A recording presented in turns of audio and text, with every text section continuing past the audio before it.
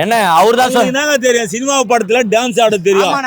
அந்த பொம்பளை பேர் என்னப்பா நடிக இல்லனா சின்ன புள்ள ஒண்ணு பீச்ல எங்க வச்சிருக்காரா அது கூட தான் ஆட தெரியும் வச்சிருக்காரா அது எனக்கு தெரியாதுங்க. அவரு அதை வச்சுதான் டான்ஸ் ஆட. இல்லனா இப்போ விஜய் கட்சியே சொல்லுது நாங்க தான் 2026ல திமுக அசைக்க முடியாதுமா ஏஜி வச்சுக்கோ. அவங்களால ஒண்ணும் அசைக்க முடியாது. திமுகவை எவனாலே அசைக்க முடியாது. 1.5 ஹவர்ல 10,000 ஃபார்ம் வாங்கிட்டு போயிருக்காங்க. அவங்க உதவாத வாங்கி போவாங்க. நாங்க உழைச்சி எழுதுறோம் அதே ஃபார்ம் ஒவ்வொருத்தரும் வீடியோட வாங்கி எழுதுறோம். சரி வீடியோட கட்சிக்காரனை பார்த்து எழுதுறோம். ஒரு ஏரியாவுக்கு ஒரு பாகத்துக்கு 10 பேர் தர மாட்டான். இளைஞர் வந்திருக்கான் அவனுக்கு ஓட்டே கிடையாது. என்ன பண்ணுவான் அவன்? நாங்க தாங்க எழுதுறோம் அந்த ஓட்டை நின்று வேடிக்கை போறான். இல்ல எங்களை பார்த்து அவனுக்கு ஓடுறான். ஏன் ஓடுற பார்த்தா பயம் இருக்குதுல்ல பயமா பாருங்க. எல்லாம் நடிகர் வந்துட்டான். சினிமா நடிகர் ஒருத்தனாலே அசிங்க முடியல. திராவிட முன்னேற்ற கழகம் கலைஞர் இருந்தாரு, பெரியார் இருந்தாரு, அண்ணா இருந்தாரு, அதுக்கப்புறம் தளபதி வந்திருக்காரு, அப்புறம் இளைய தளபதி வராரு. எவனாலையும் அசிக்க முடியாது. இல்ல சொல்லுங்க. அவர் தான் சொல்லிட்டாரு, விஜய் சொல்லிட்டாரு இளைஞர் அணி என் பின்னாடி தான் இருக்கு. அவரு பெரிய இவரு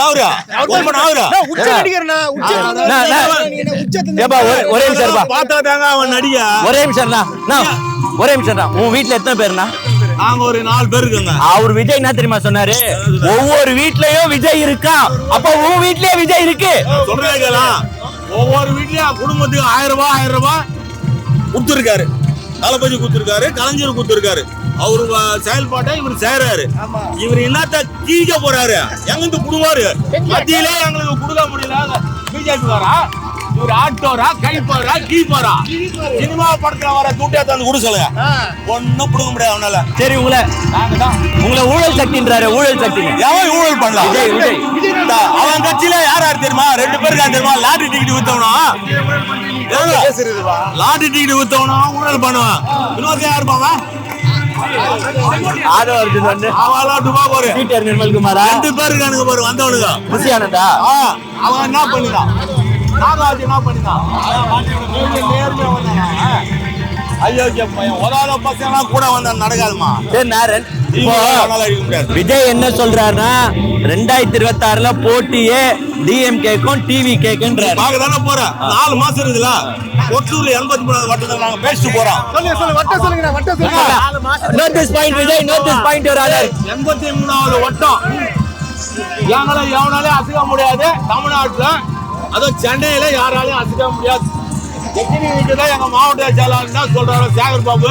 அப்படியே செயல்படுவோம். அப்ப நேத்து ஒரு பிரச்சனை வேற நடந்திருக்கேனா? சொல்லுவான் நடக்குங்க. அதெல்லாம் பாத்துக்கலாம். ஓட்டு போடுறதுதானே ஓட நமக்கு ஓட்டு போடுவோம்.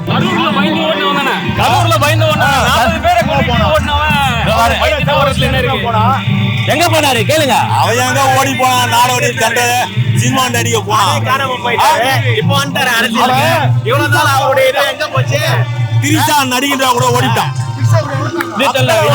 அவன் தேடி பார்க்கணும். அவர் எத்தனை முறை வந்து இந்த மாதிரி இளைஞர்கிட்ட போறதுனால அவருடைய இதெல்லாம் இங்க ஒண்ணு தமிழ்நாட்டுல வந்து பலிக்காது. எப்பவுமே திராவிட முன்னேற்ற கழகம் தான்.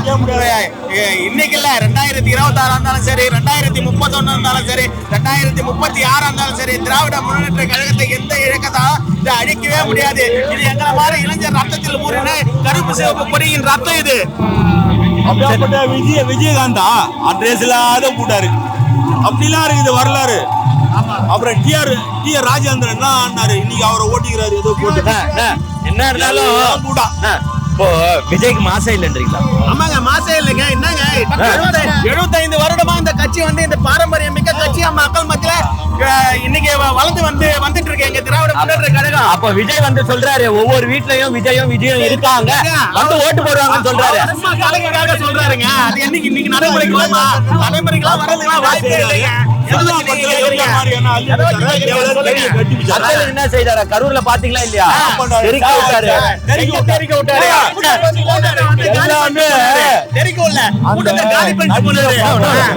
ஒரே நிமிஷம் சொல்லுங்க. விஜய் மாதிரி உங்க தலைவரால டான்ஸ் ஆட முடியுமா? எம்ஜிஆர் பாடினாரா? சொல்லுங்க. இப்ப விஜய் டான்ஸ் ஆடி நீங்க பாத்தீங்களா இல்லையா? கச்சேரி ஆடுறீங்களா? தலைவரால ஆட முடியுமா? நடைமுறைக்கு கொண்டு வரல. மக்கள் மத்தியில பேர் வாங்கணும் தலைவர்.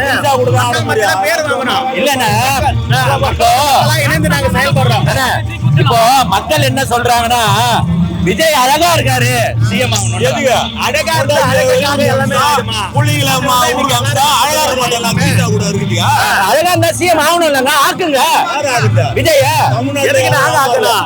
அழகா இருக்காருங்க எங்க தலைவர் இருக்கும்போது எதுக்கு நாங்க ஆக்கணும்? எங்க தலைவர் அதே அழகு எல்லாமே எங்க தலைவர் கிட்ட இருக்கு. 2026 விசிலுக்கு சங்கு தானே 2026 விசிலுக்கு சங்குதான் அவர் சொல்லிட்டாரு. விசிலே காணாம போகுது. சங்கு இல்ல, விசிலே காணாம போகுது.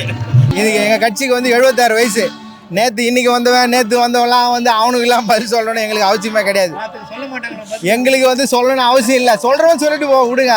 எங்க கட்சி பலம் என்ன அதை பாருங்க. 76 வச்சு இந்த கட்சியினுடைய கட்டமைப்பு எல்லாம் பாருங்க.